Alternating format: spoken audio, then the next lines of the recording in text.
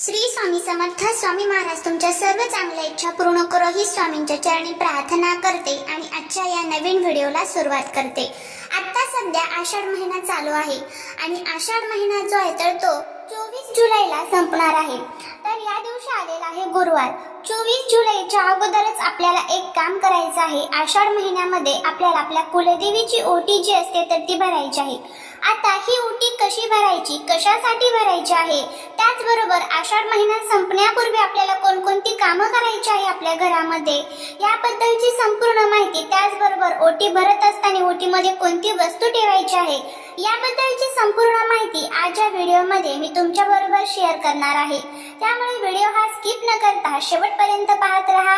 तुम्ही जर चॅनलवरती नवीन असाल तर सबस्क्राइब करा आणि असेच माहितीपूर्ण नवनवीन व्हिडिओ बघण्यासाठी बेल आयकॉनलाही प्रेस करा, म्हणजे माझ्या सर्व नवीन व्हिडिओचं नोटिफिकेशन तुम्हाला मिळेल आणि तुम्ही एक पण व्हिडिओ मिस करणार नाही। त्याचबरोबर कमेंटमध्ये आपल्या कुलदेवीचं नाव लिहायला अजिबात विसरू नका, जेणेकरून आपल्या कुलदेवीची आपल्या कुटुंबावरती, मुलांवरती, घरावरती भरभरून कृपा होईल। आषाढ महिना हा खूप पवित्र महिना मानला जातो। या महिन्यामध्ये देवशयनी एकादशी असते आणि त्या एकादशीपासूनच चातुर्मासाला देखील सुरुवात होत असते। त्याचबरोबर याच महिन्यामध्ये गुरुपौर्णिमा, कामिका एकादशी, त्याचबरोबर दर्श अमावस्या अशा वेगवेगळे सण किंवा तिथी या दिवशी आपण साजरा करत असतो। पण आषाढ महिन्यामध्ये एक सर्वात महत्त्वाचं काम आपल्याला करायचं असतं, ते म्हणजे आषाढ महिन्यामध्ये आपल्याला आपल्या कुलदेवीची ओटी जी असते तर ती भरायची असते। आता ही ओटी आपल्याला का भरायची असते, कारण कुलदेवी जी असते तर ती आपल्या घराचं, आपल्या कुळाचं रक्षण करण्याचं काम करत असते आणि तिचा एक कुलाचार किंवा कुलधर्म तो असतो आणि त्यामुळेच आपल्याला आपल्या कुलदेवीची ओटी ही भरायची असते। तुमचं कुलदैवत हे जर स्त्री देवता असेल तर तिची ओटी ही आपल्याला भरायची असते। आता ही ओटी आपण आपल्या घरच्या घरीच आपल्या कुलदेवीच्या टाकासमोर, फोटोसमोर किंवा मूर्तीसमोर देखील भरू शकतो। आषाढ महिना हा खूप पवित्र महिना मानला जातो। या महिन्यामध्ये आपण भगवान विष्णूंसह आपल्या कुलदेवीची उपासना करत असतो। याच महिन्यामध्ये सुवासिन आपल्या कुलदेवीच्या नावाने देखील जीव घातल्या जातात। त्याचबरोबर याच महिन्यामध्ये आषाढ मंगळवार जे असतात तर त्याचे उपवास देखील प्रत्येक घरामध्ये प्रत्येक महिला ही करत असते, कारण घरातील महिला ही घराची लक्ष्मी मानली जाते। त्यामुळे ती हे उपवास आषाढ महिन्यामध्ये आपल्या कुलदेवीच्या नावाने करत असते। त्याचबरोबर आपल्याला या महिन्यामध्ये आपल्या कुलदेवीसाठी काही महत्त्वपूर्ण वस्तू या करायच्या असतात। त्यामध्ये आपल्याला तिचा कुलाचार आणि कुलधर्म आपल्याला करायचा असतो, म्हणजेच काय तर आपल्याला तिची ओटी भरायची असते। आता ओटी ही कशासाठी भरायची असते तर आपल्या घरावरती कधीही कोणत्याही प्रकारचं संकट ही आपली कुलदेवी येऊन देत नाही। आपल्या ज्या काही पिढ्या आहेत तर त्या पिढ्या सुखी, समाधानी, धन धान्य, आयु आरोग्यात असाव्यात। त्याचबरोबर या कुलदेवीने आपल्या कुलाचं रक्षण करावं, यासाठी आपल्याला कुलदेवीचा कुलाचार करणे किंवा कुलधर्म करणे हे खूप महत्त्वाचं मानलं जातं। एखादं घर तुम्ही बघितलं तर त्यांना त्यांची कुलदेवी सुद्धा माहित नसते, पण त्याच्या अनेक प्रकारच्या अडचणी किंवा अनेक प्रकारचे भोग मग आपल्याला भोगावे लागतात, कारण सर्वात प्रथम आपल्यासाठी महत्त्वाचं काय आहे तर ते आपल्या कुलदेवीची सेवा आपल्याकडनं घडणं। त्यामुळे हे जे काही पवित्र महिने असतात, जसं की आपण नवरात्रीमध्ये आपल्या कुलदेवीची ओटी भरत असतो, मार्गशीर्ष महिन्यामध्ये पण भरतो, त्याच पद्धतीने आषाढ महिन्यामध्ये देखील आता ही ओटी जी आहे तर ती भरली जाते।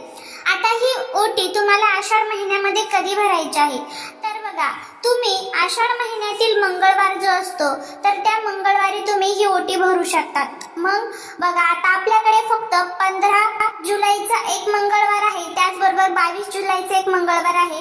या दिवशी तुम्ही ओटी भरू शकतात, कारण मंगळवार हा दिवस आपल्या कुलदेवीसाठी असतो। आता जर तुम्हाला मंगळवारी शक्य नसेल तर आषाढ महिन्यातील कोणत्याही दिवशी तुम्ही ही जी ओटी आहे तर ती भरू शकतात। आता अमावस्या जी आहे तर ती 24 जुलैला असणार आहे, त्यामुळे 23 जुलैपर्यंत तुम्ही ओटी जी आहे तर ती भरू शकतात, जर तुम्हाला मंगळवारी जर शक्य नसेल तर। सुतक पिरियड्स असेल तर तुम्हाला ही ओटी भरता येणार नाही।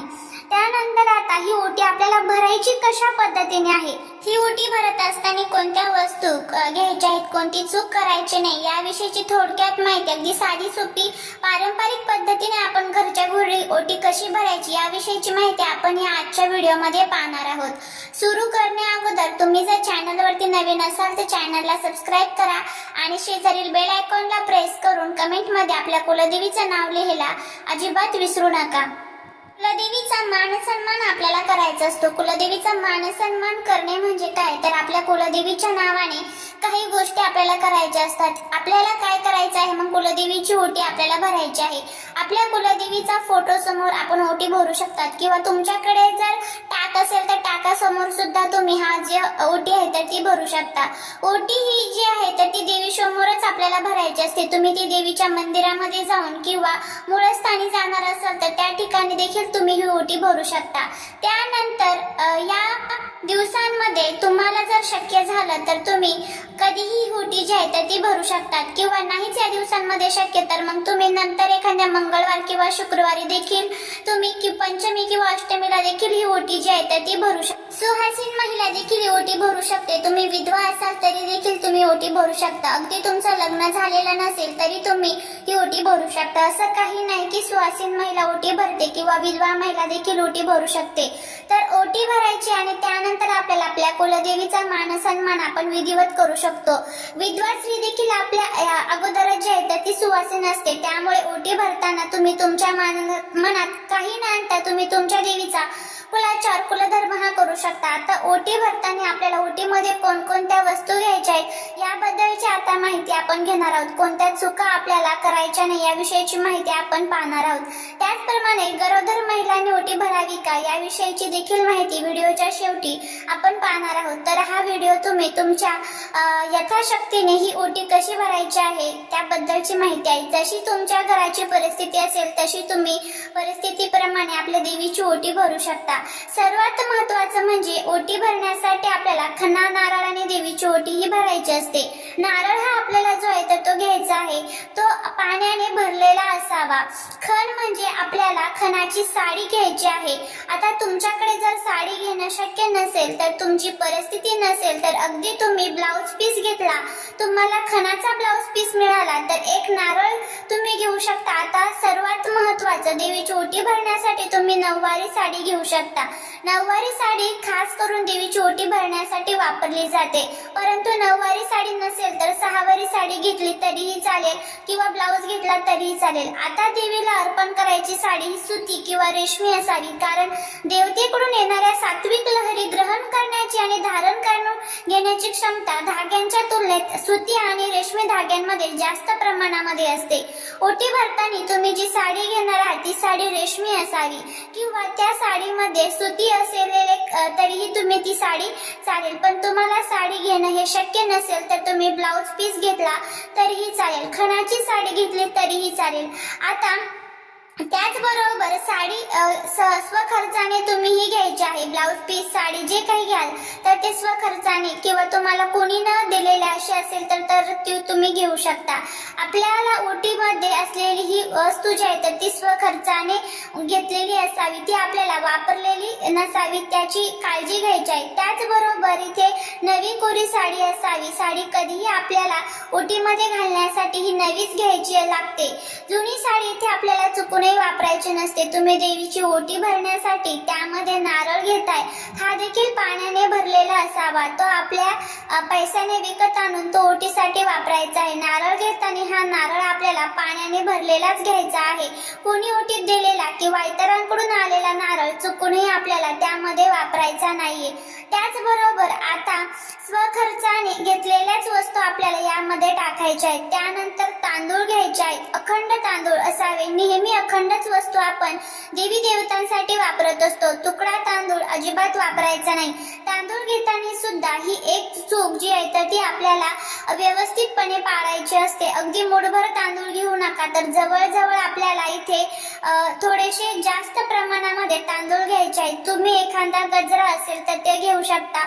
51 रुपये यथाशक्ती दक्षिणा तुम्ही त्या ओटीमध्ये ठेवायच्या आहे. तुम्हाला या ओटीच्या सामानामध्ये जर का तुमच्याकडे एखादी नकली मंगळसूत्र असेल तर तुम्ही ते ठेवू शकता. त्याचबरोबर ओरिजिनल असेल सोन्याचं मंगळसूत्र तर ठेवण्याची ऐपत असेल, मणी ठेवण्याची ऐपत असेल तर त्याही तुम्ही ठेवलं तरी चालेल. त्यानंतर आपल्याला खारीक, बदाम, सुपारी, हळकुंड, 1 रुपयाचं नाणं या 5 वस्तू आपल्याला या ओटीच्या सामानामध्ये ठेवायच्या आहेत.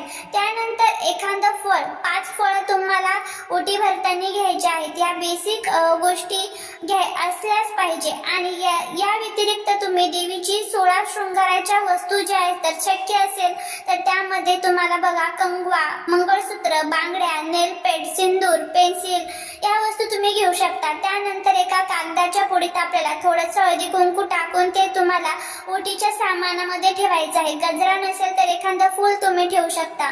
तर महत्त्वाच्या वस्तू ज्या आहेत त्या तुम्ही त्या ओटी सोबत ठेवू शकता. या व्यतिरिक्त शृंगाराचे 16 शृंगाराचं जे साहित्य आहे तर ते तुमच्याकडे उपलब्ध असेल तर ते ठेवलं तरी चालेल.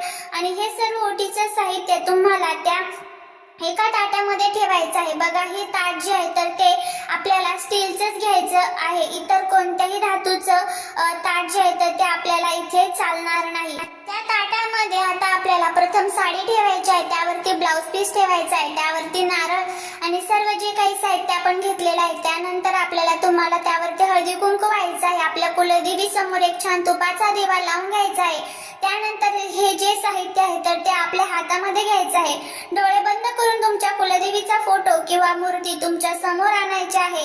जे ताट आपल्या ओटीत म्हणजेच आपल्या हातामध्ये आहे तर ते आपल्या छातीला लावायचं आहे. कुलदेवीला सांगायचं आहे की मी तुझी ओटी आषाढ महिन्यामध्ये भरत आहे, पण तुझ्या मूळस्थानी येऊन मला ही ओटी भरणं शक्य नाही. त्यामुळे इथूनच तू या ओटीचा स्वीकार कर. माझ्या कुळाचं, माझ्या मुलाबाळांचं, पतीचं रक्षण कर.